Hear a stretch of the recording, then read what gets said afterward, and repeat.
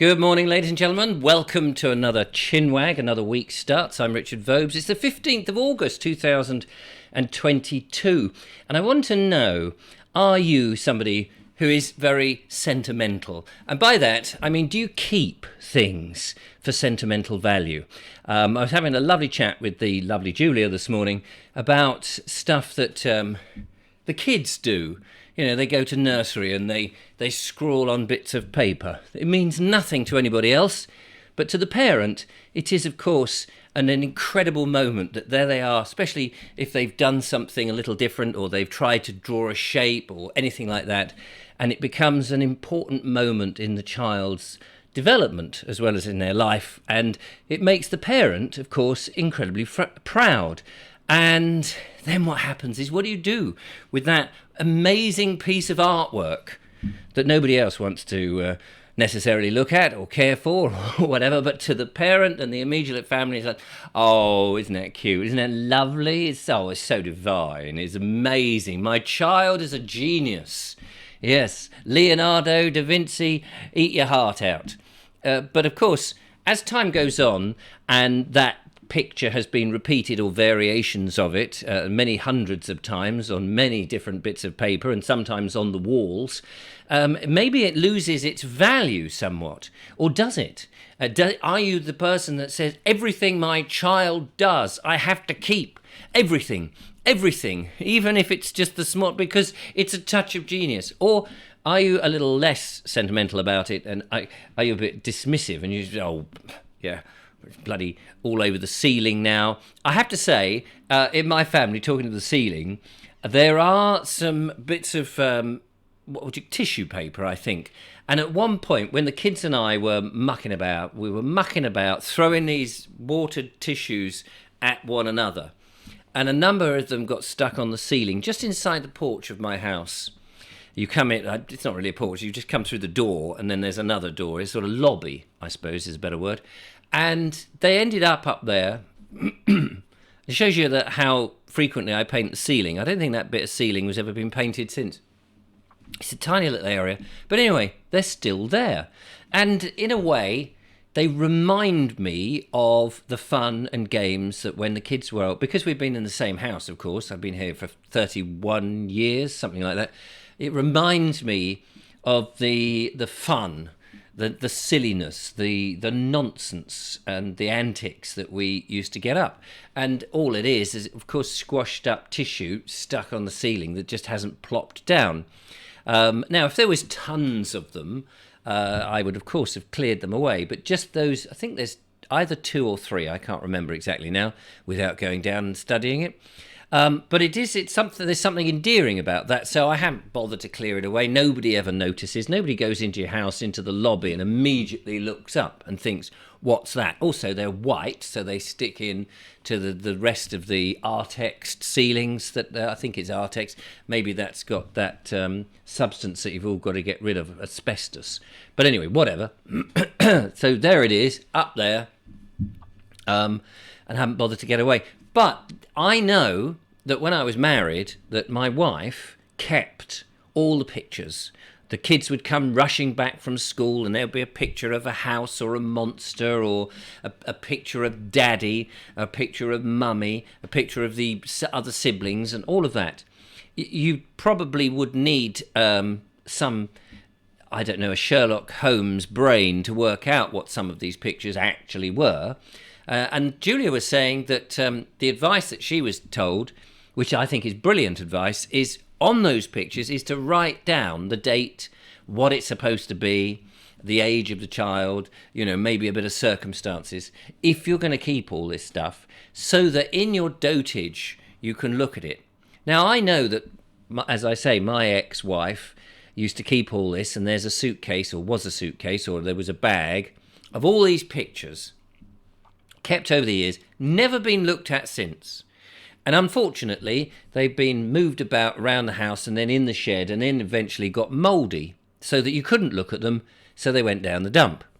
But the fact that nobody ever looked at them, and if you did catch them, like every now and again you'd catch the odd bit and go, oh my God, I don't know who did this, I don't know when it was done, but isn't it awful? Or what am I supposed to do with it? So those sort of things, they went in the dump. Birthday cards, wedding cards, greetings cards, Mother's Day cards, any of those. Do you keep those sort of things? What do you do? Somebody gives you, for example, here is a birthday card to me from, let me open this up, one of my lovely viewers. It just so happens to still be on the desk in the studio. And thank you very much to, I think it was somebody called John. There we are. John, thank you so much. John, I had a birthday recently. But what do you do? Are you expected to keep those cards? Do you keep those cards?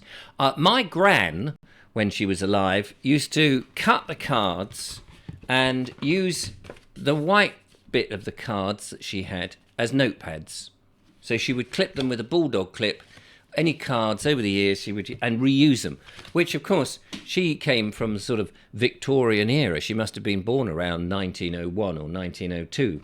My dad was born in the 30s, so going on the fact that she was probably in her late 20s and 30s when my dad was born, she must have been born just inside the Victorian period, which means her parents were definitely Victorian, which means that they would have had that sort of very Victorian austere thing. And then, of course, she went through the war, and so it was that whole business about keeping, making amend, and making use of things. So utilising something. These days, of course, we're in a much more disposable society, although we're told to recycle stuff, but we don't actually recycle it ourselves, do we? We just shove it into a bin and it gets recycled. We don't really do the recycling, which is maybe that is a subject for another ChinWag.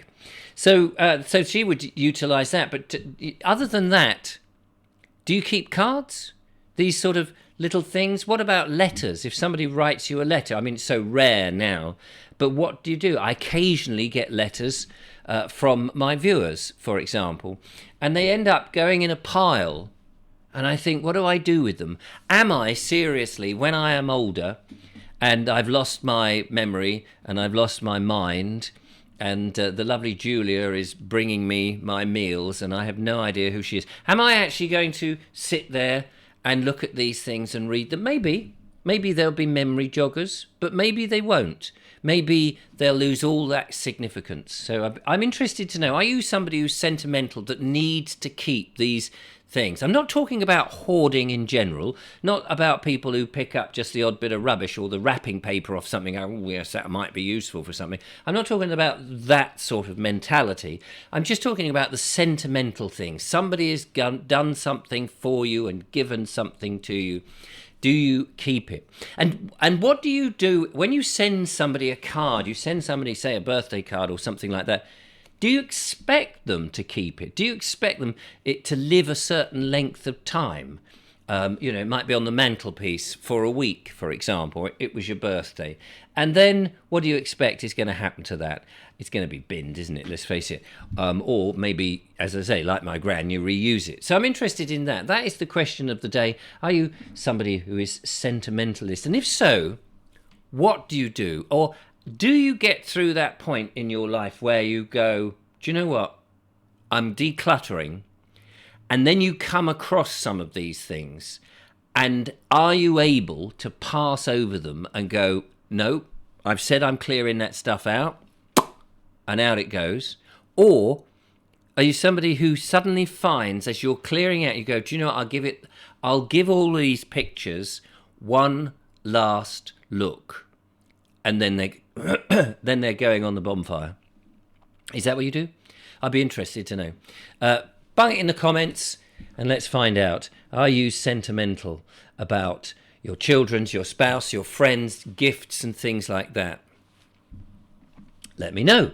Right, let's have a look at some of the comments then that we've had in recently from previous videos.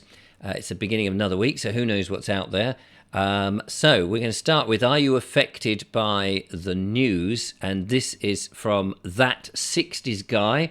I watch the news because I like to know what's coming and to be prepared for things. And even if I didn't watch the news, the reality is that some of it as happening out there will likely make an impact, or those close to me. one way or another at some time. I'm not sure it makes me anxious as such. Well, it's pretty good if you can watch the news. I mean, the thing about the news is it's constantly bad news, isn't it? And we're constantly just given it. And of course, it's got more and more dramatic, it seems to me, over the years. And so that's why I find I do like to have abreast of it. But I like the news, if it's going to be bad, I like it to be presented without any additional drama. Just tell me the facts so I can go, oh, that's a shame. Oh dear, that's a bit of a blow. But I don't want to be frightened by it or made to feel that the impact is so great that I'm never going to get through the day. Kez Trell says about panic buying. Panic buying managed to clean the local B&Q out of hose pipes before the band starts. Right. Yes. After all, we all want to buy loads and loads of hose pipes, don't we? Exploring Sussex says, I'm not affected by the news because I don't watch it. I'm affected by the high cost of living. At my place of work, staff are leaving. Wages are not going up, so we can't recruit. And all the jabbed are constantly ill and off work. Now, that's an interesting thing, isn't it? It's an ever-decreasing circle. Less staff, less production. I predict October, November, things are going to get bad. Let me have a glass of water. So, I'm curious, and this might make an interesting ChinWag. It's interesting that you say all the jabbed are constantly ill. That, I think... I won't go into it now, but I think that is going to be a fascinating subject. And if you've got any thoughts on that, I'd be interested to know, because I think there is something strange going on. Rob Haag says, some people do seem to be predisposed towards hoarding. Oh, there we are, the same sort of thing. So this is sort of goes into that panic buying. Huge quantities of things, even if they have no use for them. I know somebody who regularly raids the stationery cupboard at their workplace and has a stack of pads and paper and pens, etc. at home that they'll never use. Then there's the folk that all eat the buffets, who pile up their plate high with food that they can't possibly eat. That's interesting. I think the stationery cupboard, some people have just that thing about stationery. I don't know what it is personally.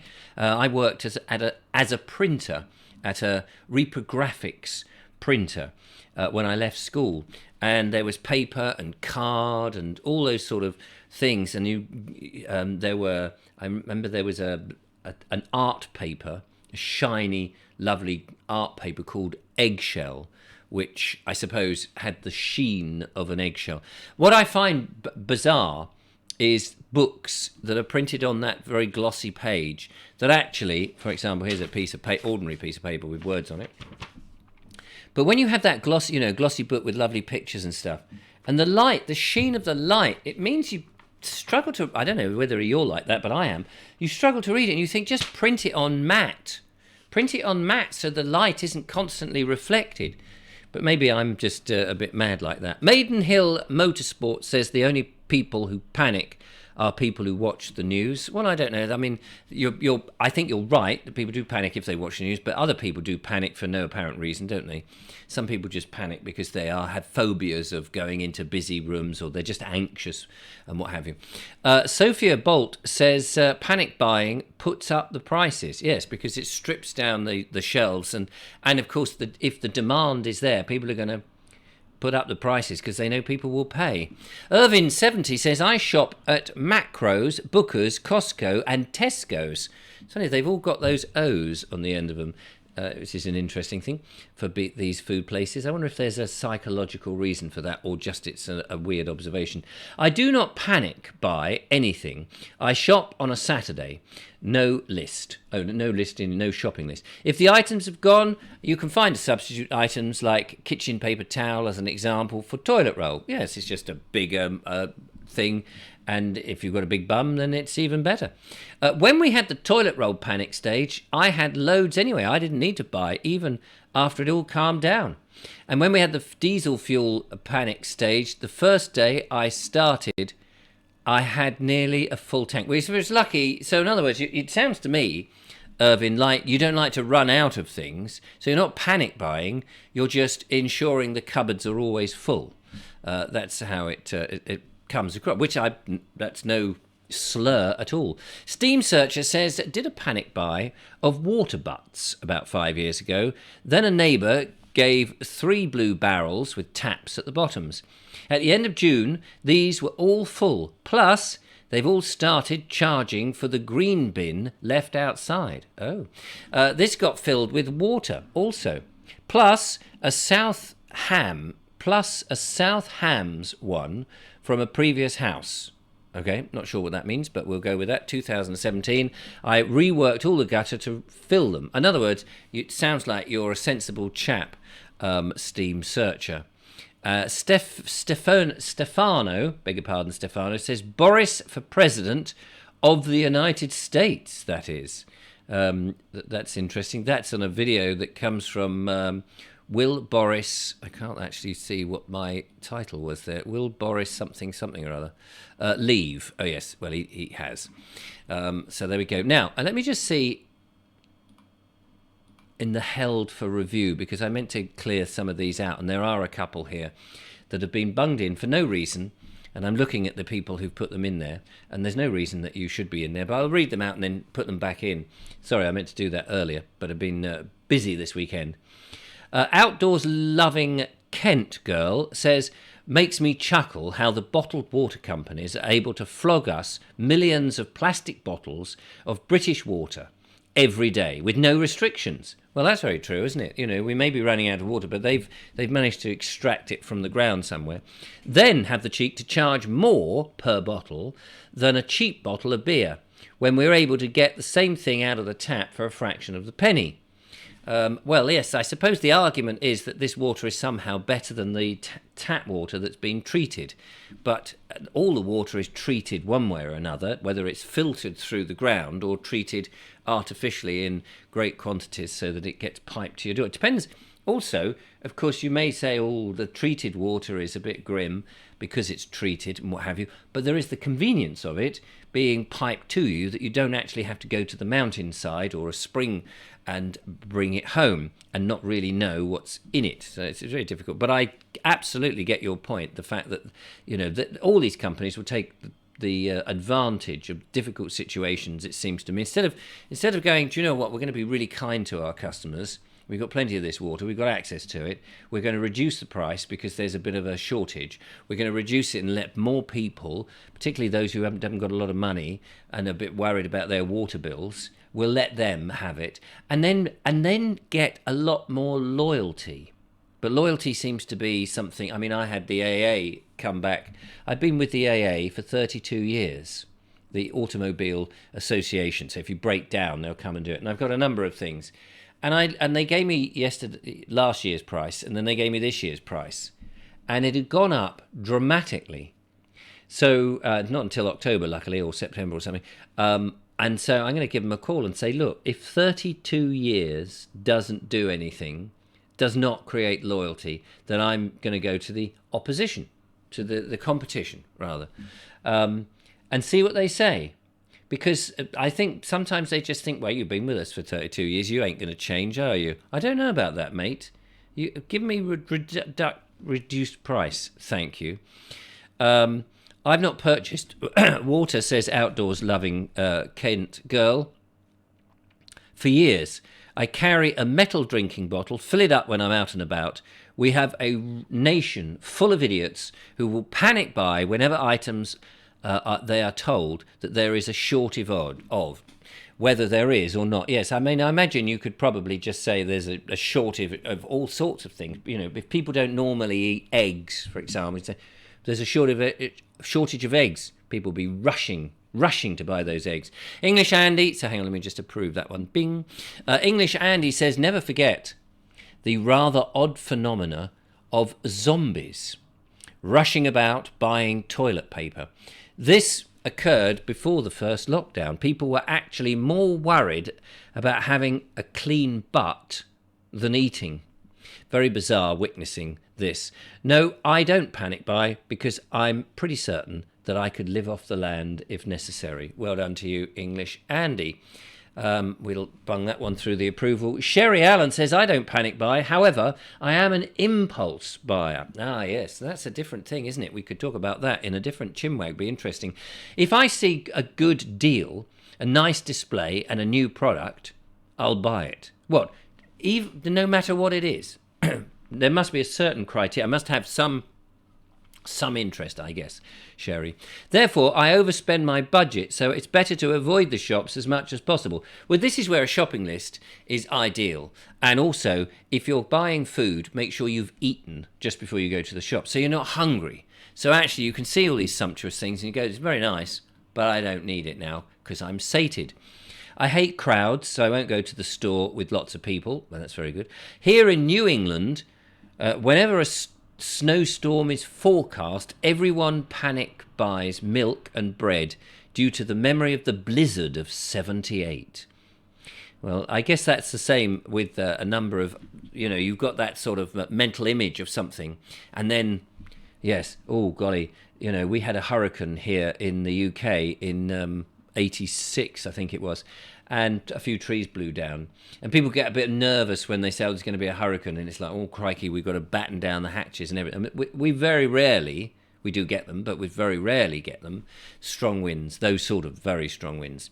And Louise Lage, sorry, Louise, just doing the mental gymnastics there. Good for you, Richard. I can't believe it's the middle of August and you didn't get in the water sooner. Oh, talking about my spontaneous swim. Anyway, I live one day at a time. I do what I feel like doing. I don't blame you. I do what I feel like doing when I feel like doing it.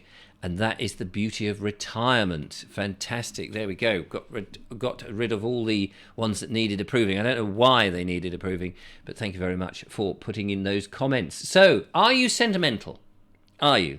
Will you keep everything your children have ever done? Are you selective? Or do you do a little representative of their childhood? Or do you display them on the walls and, that's my child when he was 3 and it tells a story? Be interested to know. Leave your comments and I will catch up with you. This week, it's going to be a bit of a funny week. Next week's also going to be a bit of a funny week, what with some filming things we've got going on. So if the shows are a little erratic, I do apologise. The week after that, we'll be hopefully back to normal. Anyway, thank you for watching and take care. Talk to you soon.